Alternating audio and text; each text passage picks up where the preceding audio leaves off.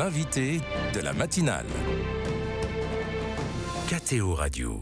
Depuis hier et jusqu'à dimanche, plus de 300 représentants des instituts de vie consacrés, issus de 60 pays, sont réunis à Rome pour préparer le jubilé de la vie consacrée en 2025. Afin de comprendre les enjeux autour de la vie consacrée en France comme dans le monde, nous avons le plaisir de retrouver depuis Rome sœur Anne Chapelle. Bonjour.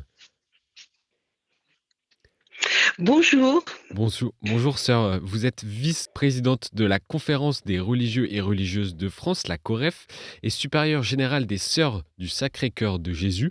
C'est vous qui coordonnez avec d'autres religieux et religieuses ces rencontres à Rome. Aujourd'hui, 2 février, c'est la journée mondiale de la vie consacrée. C'est quoi les origines de cette fête et pourquoi célébrer la vie consacrée ? C'est une belle fête qui célèbre la diversité de la vie consacrée, autant la vie religieuse apostolique dans le vent que la vie religieuse monastique et la vie consacrée, les instituts de vie consacrée, l'ordre des Vierges consacré. Donc il y a une multiplicité de cette consécration lumière qui est célébrée en cette fête de la lumière. C'est une belle métaphore pour dire combien la vie consacrée est quelque chose comme d'humble repère lumineux, je dirais, dans la recherche de Dieu. J'aime bien comparer la vie consacrée à cette lampe du sanctuaire qui indique la présence de Dieu cachée au cœur du monde. Voilà. Et c'est vraiment l'occasion de renouveler cette recherche de Dieu à travers une vie toute donnée au Christ. De quoi témoignent à travers le monde entier tant d'hommes et de femmes qui ont répondu à l'appel de Dieu ? Moi, je dirais sans doute que c'est d'abord des chercheurs de Dieu. C'est une vie donnée à la recherche de Dieu à travers des vœux, mais aussi un style de vie souvent en communauté. Et à travers cela, si vous voulez, les religieux, les consacrés sont un peu comme des murs porteurs du monde, mais des murs porteurs qui restent humbles. C'est-à-dire que c'est pas évident du premier coup de reconnaître euh, leur utilité, mais cette utilité, elle est une utilité de tisser des liens, de soutenir par la prière en particulier, et de soutenir quand ce n'est plus tenable. Et le thème de ce jubilé à Rome, Oui. qui est pèlerin de l'espérance sur un chemin de paix, justement montre combien il est important aujourd'hui de tenir quand ce n'est plus tenable. Et c'est la mission des religieux. Oui. Vous parlez justement de ce jubilé. Quelle tonalité va prendre ce grand rendez-vous à Rome en 2025 ? Oui, le jubilé de la vie consacrée qui aura lieu à Rome du 8 au 12 octobre 2025 s'inscrit bien sûr plus largement dans le jubilé 2025. La tonalité propre au jubilé de la vie consacrée, ça sera pèlerin d'espérance sur le chemin de la paix. Donc ce qui est Mmh. rajouté, pour la vie consacrée, c'est sur le chemin de la paix. Heu, Ces 2 tonalités, espérance et paix, ont été voulues par le pape François car, il les considère vraiment comme les 2 réalités les plus en souffrance, les plus menacées dans le monde d'aujourd'hui. Ça sera décliné sous 3 modalités. Une première modalité, ce sera entendre le cri des pauvres et ça reprend en fait, toute l'inspiration du pape François sur les périphéries. Rejoindre les périphéries, rejoindre les derniers, dit-il. La deuxième ligne, ça sera reconnaître la beauté de la création en vivant, et l'expression est du pape François, une symphonie de prière. Mais il insiste beaucoup, notre pape François, sur non pas un spiritualisme désincarné, mais une prière qui allie contemplation et action. Et enfin, la troisième ligne, ça sera construire une fraternité universelle qui respecte le partage entre tous. Donc, en fait, on reconnaît les grandes lignes de Laudato Si, de Fratelli Oui. Tutti et de rejoindre les périphériques. Mmh. Voilà un peu les modalités.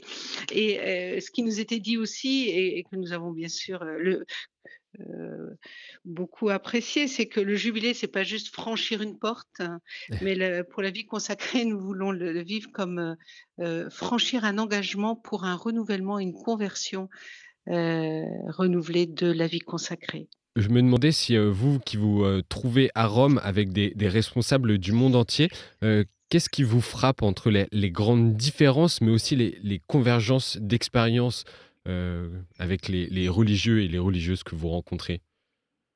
Peut-être que ce qui frappe dans un premier temps, c'est plutôt les convergences. C'est impressionnant dans une même salle d'avoir quand même 68 pays, le tiers des pays de la planète réunis, Oui. ensemble pendant 4 jours et il y a une sorte de communion immédiate et spontanée, je dirais, malgré les 5 langues, hein, dans lesquelles, nous échangeons entre le portugais, l'italien, l'anglais, le français et j'en oublie, une, l'espagnol. Nous avons cette communion autour de ces défis d'être sur les lignes de fracture du monde. Je pense que c'est ça et de reconnaître ensemble que c'est pas facile, mais qu'il y a une espérance qui nous porte. Voilà, une espérance en fait de penser que, les tragédies ne sont pas le dernier mot, de notre histoire, on peut ne pas rester piégé des difficultés et je pense que c'est ça le propre de la vie religieuse, c'est de porter cette espérance, là. Donc après, si vous voulez, les différences, elles sont Oui, assez limitées. d'accord. Et j'imagine qu'aujourd'hui, il y a des grands défis de la vie, consacrée qui se posent. Quelles questions émergent peut-être, autour de ces rencontres et du jubilé de la vie consacrée en 2025?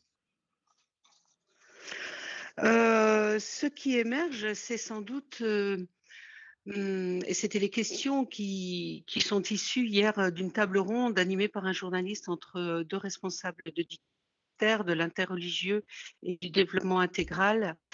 Mais c'est comment, raviver l'espérance dans des situations, limites, complexes, par exemple dans des zones de guerre, en Ukraine, au Mmh. Proche-Orient, en Afrique et dans d'autres pays et dans d'autres pays de tradition, chrétienne plus ancienne comme en Europe.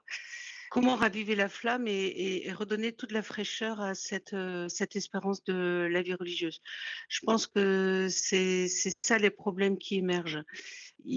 C'est plutôt sur un comment, si vous voulez, sur le pourquoi, la la volonté de donner sa vie et d'être des priants au cœur du monde, est intacte et enthousiaste. Mais c'est comment rester en prise peut-être, oui, oui, Mmh, c'est quelque chose de cela. c'était l'objet de discussion hier. Vous savez quelles vont être, les discussions des aujourd'hui et des jours à venir? S'il y aura d'autres questions qui vont émerger pendant ces rencontres? Ah oui, alors aujourd'hui, nous allons, organiser toute une, réflexion autour, des joies et des peines que, comme consacrés, nous éprouvons personnellement, en communauté, ou bien les joies et les peines ecclésiales, en église, ou les joies et les peines dans le domaine sociopolitique. Quand nous aurons fait émerger, tout cela, nous essaierons de nous dire les efforts de charité. Donc ça sera une journée mise sous le thème de la charité. Quels efforts de charité? Ça veut dire quel engagement concret, durable pouvons-nous mener, dans notre vie personnelle communautaire, dans notre vie ecclésiale et dans notre vie sociopolitique. Et tout ça va se terminer dans l'après-midi par une Eucharistie présidée par le pape François, à la basilique, Saint-Pierre. Mmh, qui sera, Demain, ça sera la marché avec la force de la foi, donc de grands pèlerinages, au cœur de la ville de Rome, pour d'accord. terminer par une restitution dimanche.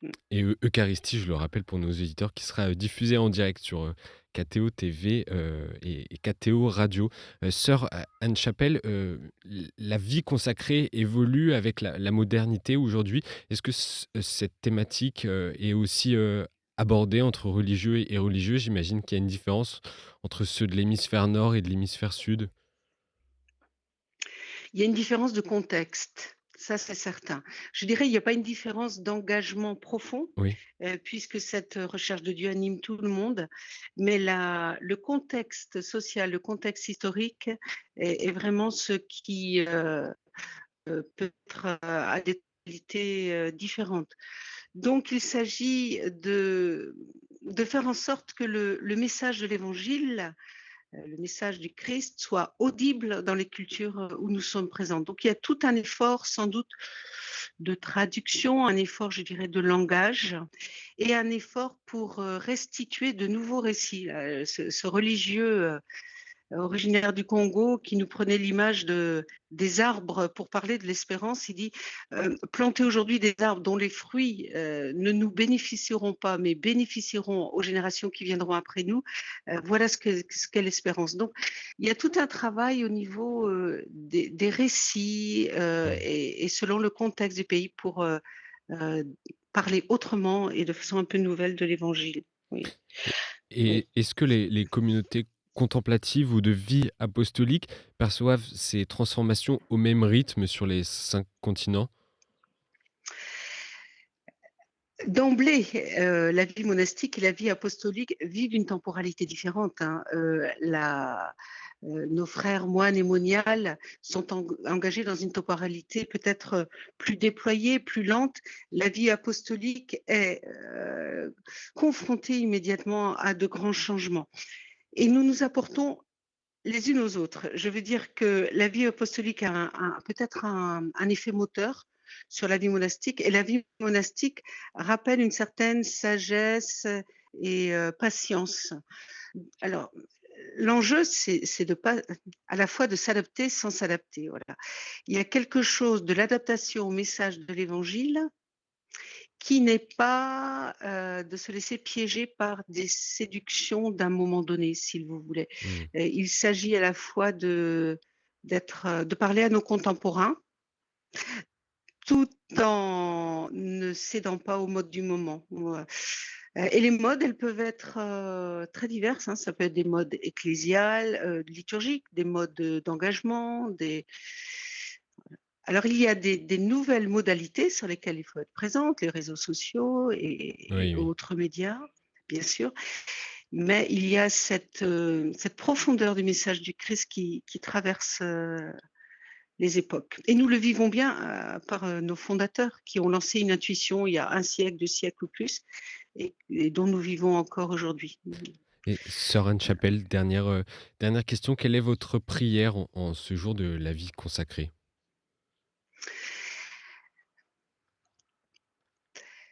Ma prière en ce jour ici, c'est spontanément que tout soit un, et que la vie religieuse, la vie consacrée participe à construire cette unité en elle-même et au-delà d'elle-même, sous l'impulsion de la parole du Christ.